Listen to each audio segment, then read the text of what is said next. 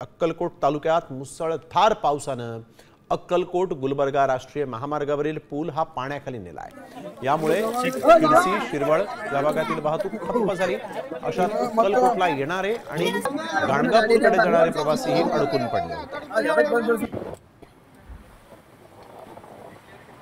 सोलापूर जिल्ह्यामध्ये मागच्या 8 ते 10 दिवसापासून पावसाने जोरदार बॅटिंग केलेली आहे आणि त्यामुळे नदी नाले जे आहेत ते ओसंडून वाहत असतानाचं चित्र आपल्याला पाहायला मिळतंय। खरं तर मी सध्या आहे शिरशी शिरवळ या ब्रिजवरती आपण पाहू शकताय की इकडची वाहतूक जी आहे ती पूर्णतः ठप्प झाल्याचं चित्र आपल्याला पाहायला मिळतंय। खरं तर आपण दृश्यांच्या माध्यमातून पाहू शकताय की एक ट्रक जो आहे तो सुद्धा आता पाण्याखाली त्या ठिकाणी अडकून पडलेला आहे। सोलापूर जिल्ह्याला दक्षिण भारताचं प्रवेशद्वार म्हटलं जातं, त्यामुळे इकडनं कर्नाटक बाउंड्री जी आहे ती अवघ्या काही किलोमीटर वरती आहे आणि आपण पाहू शकताय की सकाळी साधारणतः रात्रीपासूनच आपण जर म्हटलं तर अवघड ठरणार नाही। इकडचे प्रवासी जे आहेत ते या ठिकाणी अडकून पडलेले आहेत। खरं तर काही लोकांना पलीकडे गुलबर्गा जिल्ह्यामध्ये जायचं आहे, त्याहूनही पलीकडे काही लोकांना जायचं आहे, तिकडून सोलापूरला काही लोकांना यायचं आहे स्वामी समर्थांचं दर्शन घेण्यासाठी। मी सकाळी 8 वाजल्यापासून इथे अडकले।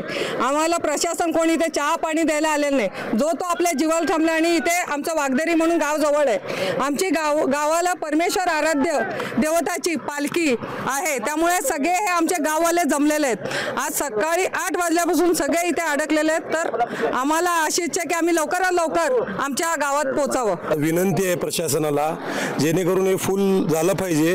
हा अक्कलकोटला तीर्थक्षेत्र आहे, स्वामी महाराजांची पावन नगरी आहे। हा रूट आहे गाणगापूरचं, इकडनं कर्नाटक सीमेवर हा गाव आहे। तरी माझी प्रशासनाला विनंती आहे की हे फुल व्हायला पाहिजे आणि बोरी उमरगा म्हणून एक आहे तिथं पण सकाळपासून पाहतोय तर तिकडचं पण रस्ता बंद आहे, तर काही भक्त लोक खूपच अडकून आहेत। तरी आमच्या माणुसकी फाउंडेशन तर्फे सर्वांना आपण मदत करत आहोत। तरी विनंती आहे प्रशासनाला दोन्ही पण फुल झाले पाहिजे। कॅमेरापर्सन विजय आवटेसह विश्वभूषण लिवय, साम टीव्ही न्यूज, सोलापूर।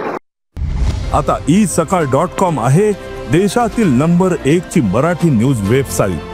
प्रत्येक अपडेटसाठी isakal.com ला नक्की भेट द्या।